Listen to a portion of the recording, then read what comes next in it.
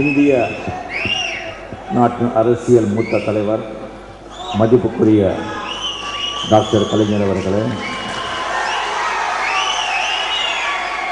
இந்த புத்தகத்தை பெற்றுக்கொண்ட சிதம்பரம் அவர்களின் தாயார்கள் அவர்களே, இந்த விழா நாயகன் சிதம்பரம் அவர்களே, இன்னும் என்னுடைய நண்பர்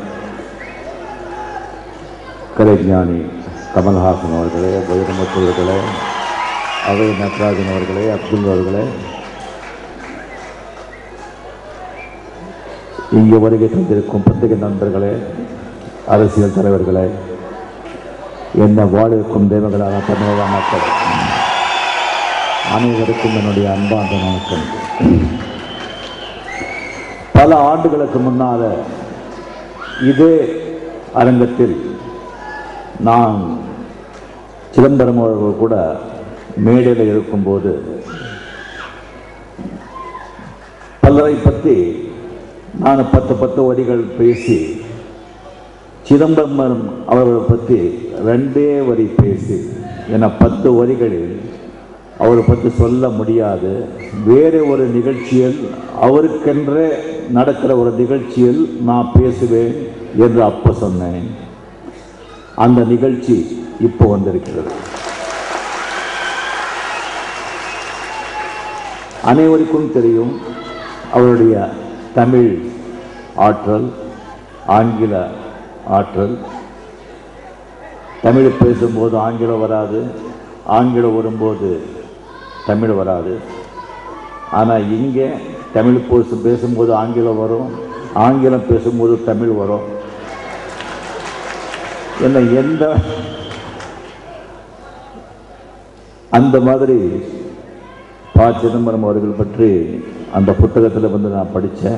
வைரமுத்துவர்கள் சரியாக சொன்னதை போல் அதில் வாழ்த்துகள் இருந்ததே வழிய அவரை பற்றி வந்துட்டு இன்னும் ஒரு 1000 பக்கத்துக்கு புக்கு போடுற அளவுக்கு அந்த மாதிரி ஒரு 100 வரணும். அப்போ இன்னும் அவரை பற்றி நான் வந்து பேசுகிறத விட அவரை பற்றி இன்னும் நிறைய எழுதுவேன். 95 அப்போதிருந்து எனக்கு சிதம்பரம் அவருடைய நட்பு எனக்கு ஏற்பட்டது. ரொம்ப நெருக்கமான நட்பு ஏற்பட்டது.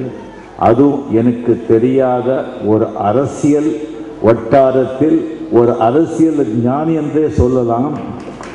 அந்த மாதிரி இருந்த ஒரு சிதம்பரம் அவர்களை பற்றி ஒரு தனி அறையில் அமரர் மூப்பனார் அவர்கள்,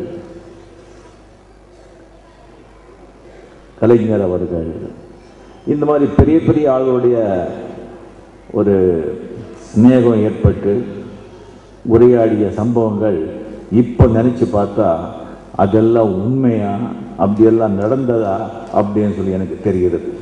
அப்போ அதோடைய அருமை எனக்கு அவ்வளோ தெரியல.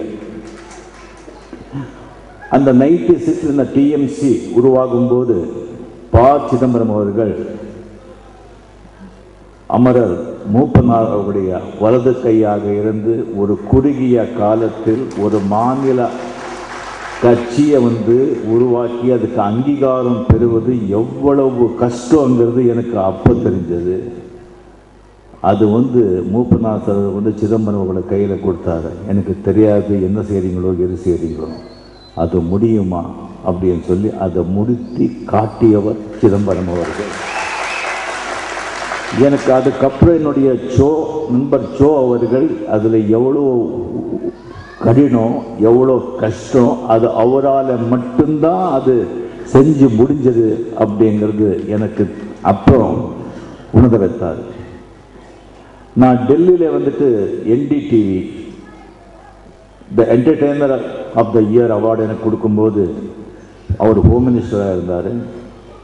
வெரி பர்டிகுலராக வந்துட்டு நான் வருவேனா அப்படின்னு தெரிந்து கொண்டு நான் வந்தால் நான் வருவேன் என்று சொல்லி அவ்வளோ பிஸியாக இருக்கும்போது கூட நான் வந்தது அறிந்து எனக்காக டெல்லியில் வந்து என்ன அவார்டு அவர் கொடுத்தாரு. அது என்னால் மதிக்கவே முடியாது. அவர் எனக்கு கொடுத்த மிகப்பெரிய ஒரு பெருமை. தமிழர்களின் பாரம்பரிய உடையான வேட்டி சட்டை அவரை விட பொருத்தமாக யாருக்குமே இருக்காதுங்கிறது என்னுடைய கருத்து. அந்த வேட்டி சட்டை அவ்வளவு அழகா அவர் இருக்கிறார். நிதி அமைச்சர் அவர் எந்த பொறுப்பு கொடுத்தாலும் எப்படி வைப்பாருங்கள் எல்லாருக்குமே தெரியும். ஒரு வாட்டி குஜராத் அவர்கள் பிரைம் மினிஸ்டராக இருக்கும்போது ஓப்பனாக பார்லிமெண்ட்லேயே இங்கே ப. சிதம்பரம் அவர்கள் இல்லை, அது நான் ரொம்ப குறையா இருக்கு, அவர் இங்கே வரணும் அப்படின்னு சொல்லி ஒரு ரிக்வெஸ்ட் வச்சார் ஓப்பனாக. அந்த அளவுக்கு அவருடைய திறமை. அவருக்கு தெரியும் ஏழைங்களை பணக்காரமாக்கணும் அப்படிங்க தெரியும். பணக்காரங்களை இன்னும் பணக்காரராக செய்யக்கூடாதுங்கிறதோ அவருக்கு தெரியும். பணக்காரர்களே ஏழைகளாக ஆக்கக்கூடாதுங்கிறதும் அவருக்கு தெரியும். நடுத்தர மக்களை முக்கியமாக காப்பாற்றணுங்கிறதும் அவருக்கு தெரியும். வைரமுத்துவர் சொன்ன மாதிரி சென்ட்ரலில் எந்த ஒரு முக்கிய பொறுப்பு இருந்தாலும் ரொம்ப ரொம்ப கஷ்டம். அந்த ஒரு முக்கியமான ரொம்ப கஷ்டமான பொறுப்பு அவர்கிட்ட வச்சுருவாங்க. அது அவர் ஈஸியாக அது செய்வாருங்கிற நம்பிக்கை. ஒரு ராஜ்யத்தையோ ஒரு நாடோ ஆண்ட ஒரு ராஜாவுக்கு அந்த ராஜா முக்கியமாக ஒரு 3 வட்டத்துக்குள்ளே வாழ்கிறான். 3 வட்டம். தனக்கென்று ஒரு வட்டம் அவன் போட்டுக்கிறான். தான் மட்டும் அந்த வட்டத்துக்குள் இருப்பான். அந்த வட்டத்தில் வேறு யாரையும் சேர்ப்பதில்லை, இன்க்ளூடிங் மனைவியை கூட.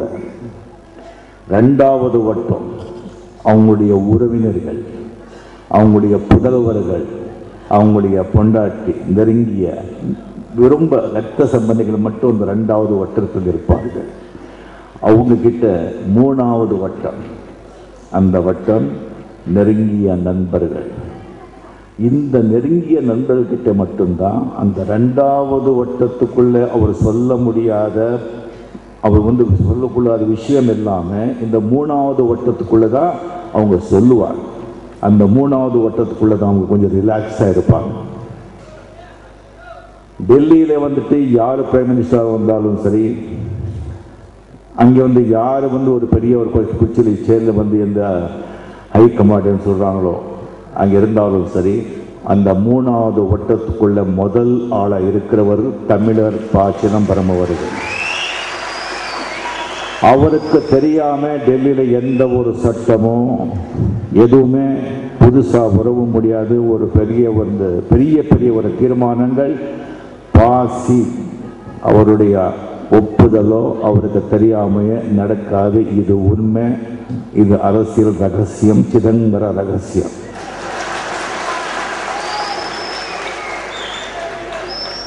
அவருக்கு எல்லாமே தெரியும்.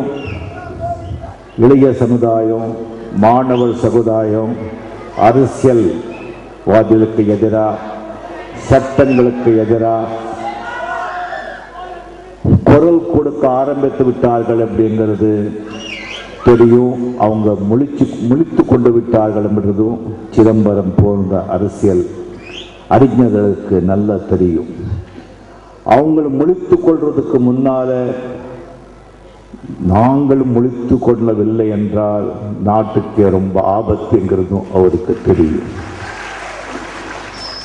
ரொம்ப சீக்கிரத்தில் சில அரசியல் திட்டங்கள் மாறி அதை ஐரன் ஹேண்ட்ஸ் அமுல்படுத்தவில்லை என்றால் ஒரு பெரிய புரட்சியே இந்திய நாட்டில் நடக்கும். அதுவும் அவருக்கு தெரியும். அவரு என் கூட பேசும்போது நிறைய தடவை என்னுடைய ரசிகர் போல கேட்குறாங்க, நீ ஏன் அரசியலுக்கு வரக்கூடாது அப்படின்னு சொல்லி. அவருக்கும் தெரியும் நான் அப்படி அரசியலுக்கு வந்தா என் வழி தனி வழியாக இருக்கு.